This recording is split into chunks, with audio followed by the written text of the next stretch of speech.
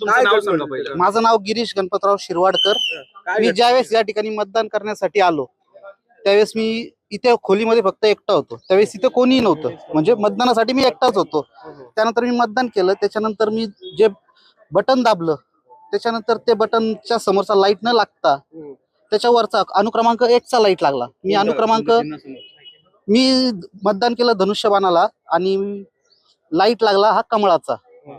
त्याच्यानंतर मी या ठिकाणी त्या अधिकाऱ्यांना कंप्लेंट सुद्धा केली, तर त्यांनी मला असं सांगण्यात आलं तुम्ही लेखी स्वरूपात द्या. मी आता लेखी स्वरूपात सुद्धा इथं तक्रार केलेली आहे.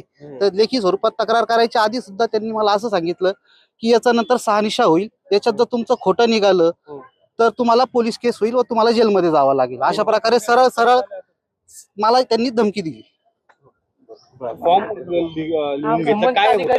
फॉर्म फक्त काही नाही, त्याचं एक माझं त्याच्यात नाव होतं, यादी क्रमांक होता, बस एवढंच होतं आणि माझी सही होती. आणि अधिकारी कोण होते नेमके? त्यांचं नाव आता वाहक म्हणून होते. किती नंबरला घडली? तुम्ही उमेदवाराचे प्रतिनिधी आहात की? प्रतिनिधी नाही, मी मतदार आहोत.